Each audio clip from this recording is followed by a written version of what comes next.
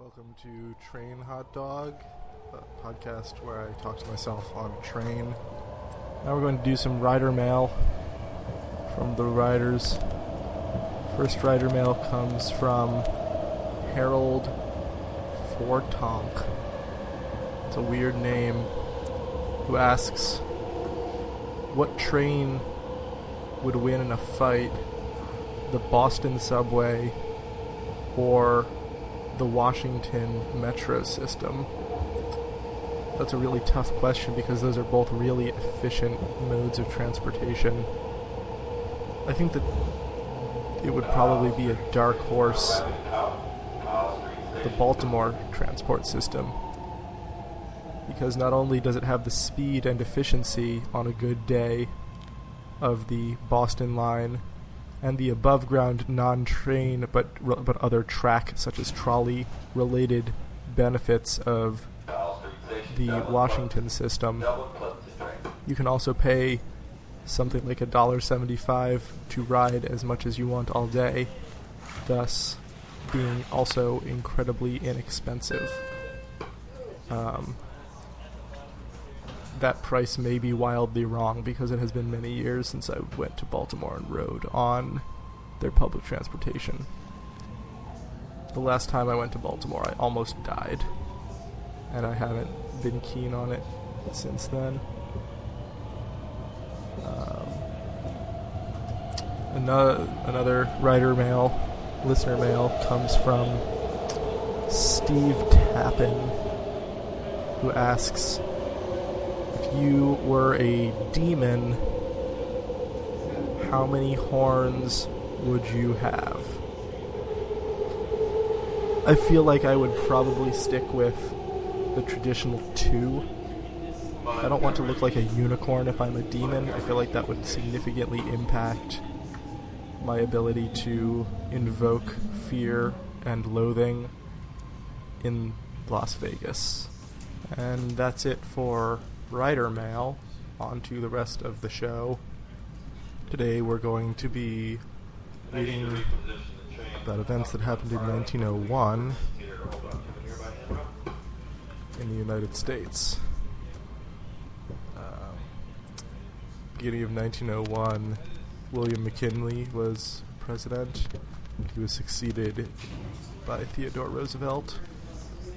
For the first 3 months of the year, there was no vice president, and then Theodore Roosevelt was vice president, and then when he became president, there was, once again, a vacancy.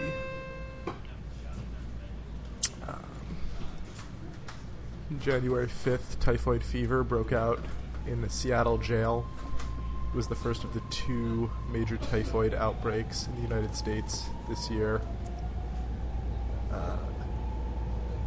January 28th, baseball's American League declared itself Major League. And on February 20th, the Hawaii Territory Legislature convened for the first time.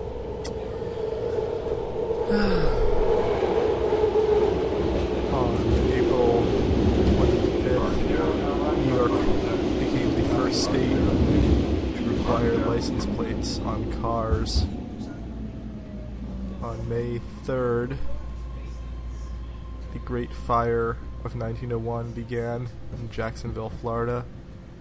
Great Fire, one of the worst disasters in Florida history, third largest urban fire in the United States, behind the Chicago Fire and the 1906 San Francisco Fire, which of course this predates by 5 years.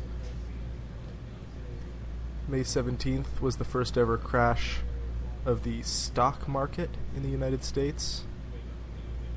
And in June 12th, Cuba became a protectorate of the United States. That is relatively different from how we view Cuba today, I suppose. At the end of July, O. Henry was released from prison, Columbus, Ohio. Famous author, famous short story writer O. Henry, who wrote such stories as Gift of the Magi and Cabbages and Kings. He was imprisoned for embezzlement from the First National Bank in Texas. In September, Theodore Roosevelt uttered his famous phrase, "Speak softly and carry a big stick," at the Minnesota State Fair. On September 6th, Leon Czolgosz shot President William McKinley. McKinley died 8 days later. September 26th, the body of U.S. President Abraham Lincoln was exhumed and constructed into the first cyborg in history. On October 4th, the yacht Columbia defeated the Irish yacht Shamrock in the America's Cup yachting race. On October 16th, Theodore Roosevelt invited Booker T. Washington to the White House, which was poorly received in the South because the South is racist. And as a result, there was a noted increase in racial violence across the region. On October 23rd, Yale University celebrated its bicentennial. And one day later, Michigan schoolteacher Annie Taylor went over Niagara Falls in a barrel. On the 29th of October, Leon Czolgosz, who assassinated William McKinley, was executed by electrocution. On November 28th, Alabama passed a new constitution requiring voters to have passed a literacy test in order to vote. Some famous people that were born in 1901 include the baseball player Turkey Stearns, notable for having the name Turkey, Ed Sullivan, the famous entertainment writer and TV host, and Walt Disney, producer of such classics as Song of the South and Monster in My Pocket. Famous deaths, in addition to William McKinley, of course, that year, were James Bradbury, a Maine senator, and Benjamin Harrison, the 23rd President of the United States. Those are some of the important things that happened in 1901 in the United States. I wonder if there are any interesting things that happened in 1901 in other countries. Let's look that up. Let's see. Hold on. I'm Googling this. It was the beginning of the 20th century, I suppose, and I know that Queen Victoria died that year, and her son Edward took over, so the Victorian era officially ended and the Edwardian era began. You may know the Edwardian era from such works of fiction as Downton Abbey and Mad Max Fury Road. Looks like J.P. Morgan in February incorporated U.S. Steel as the world's first billion-dollar corporation.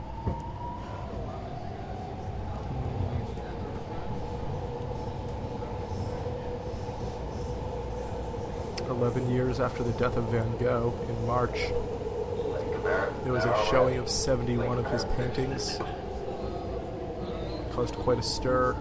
Unfortunately, he was not alive to see his own success, having bled to death after cutting off his ear, his nose, and 14 of his fingers. In September, the National Association of Professional Baseball Leagues was formed in Chicago.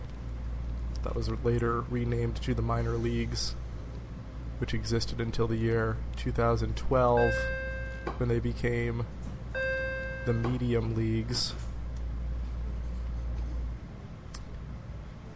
In October 29th, Jane Topin was arrested for murdering an entire family with morphine.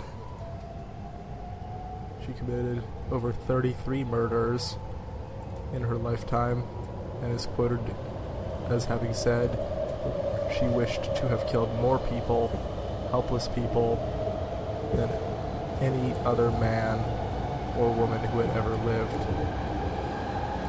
It is said that she really liked killing.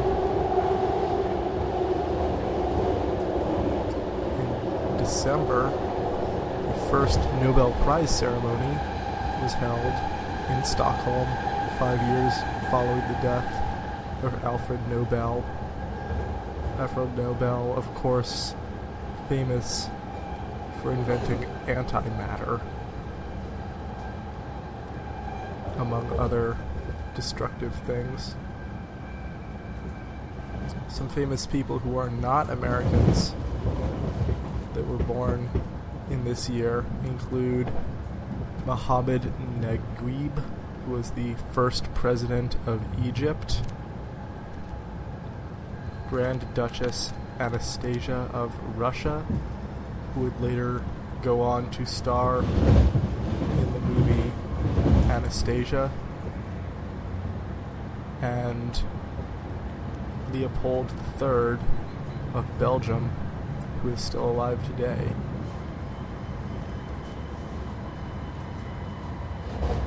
This podcast, like all other podcasts on the Hot Dog Network, is funded by your generous dollars on patreon.com. I guess that's not true.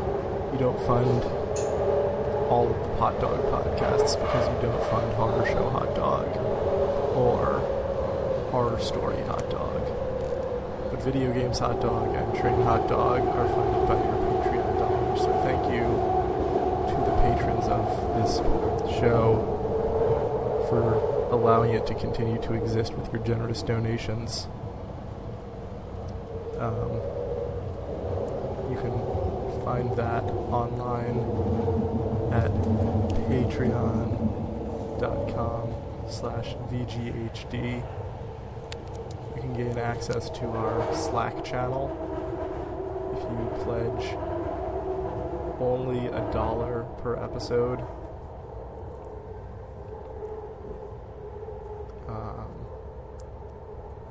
I think that's the end of this episode of Train Hot Dog.